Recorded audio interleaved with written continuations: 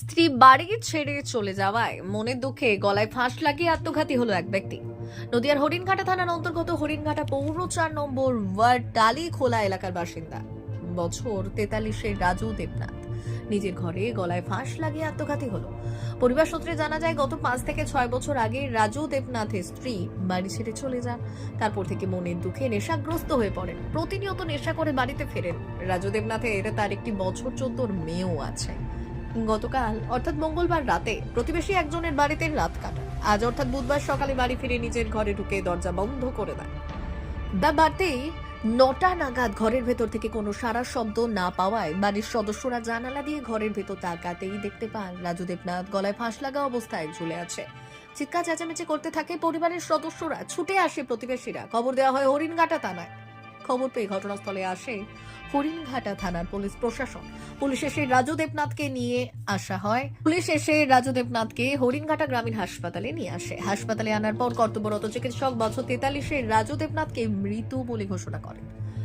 রাজু দেবনাথের মৃতদেহ ময়না তদন্তের উদ্দেশ্যে নিয়ে যাওয়া হলো কল্যাণী জওহরলাল নেহেরু মেমোরিয়াল হাসপাতালের পুলিশ মর্গে।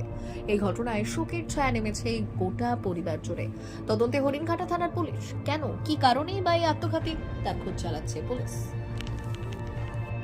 ছোটন দেবনাথ।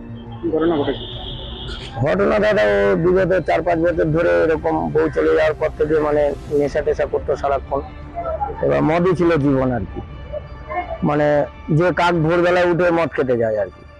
মানে ভোর ৫টার সময় উঠে লোকে জল চা খায়, তো ও জল চা খায় না, মদ খায়।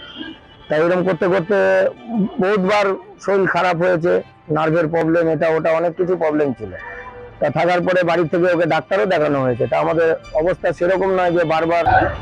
পুলিশ গেছিল, পুলিশ গিয়েই আমাদের বললো যে নিয়ে যাও। ওরা লেখালেখি করলো, লেখালেখি করে বলছে এবার নামাও। আমরা তার আগে পর্যন্ত ধরিয়ে নি, কিচ্ছু করিনি, ওইভাবেই ঝুলছে। কোথায় নিয়ে আসো?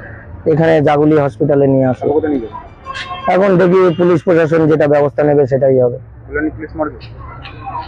এটা এখন প্রশাসন যেটা নিয়মের রুলস যেটা আছে সেটাই হবে। আপনার নাম কি বলুন? ছোটন দেবনাথ। যে মারা গেছে তার নাম? রাজু দেবনাথ। তার বয়স? ৪৩ হবে। তার কি ওয়াইফ আছে? ও ছিল ৫-৭ বছর হয়ে গেছে, ডিভোর্স হয়ে গেছে। আর ছোট একটা মেয়ে রয়েছে? হ্যাঁ, ছোট তার একটা মেয়ে রয়েছে। হ্যাঁ, তার একটা মেয়ে আছে ১৪-১৫ বছরে। কোথায় ঘটনা ঘটেছে?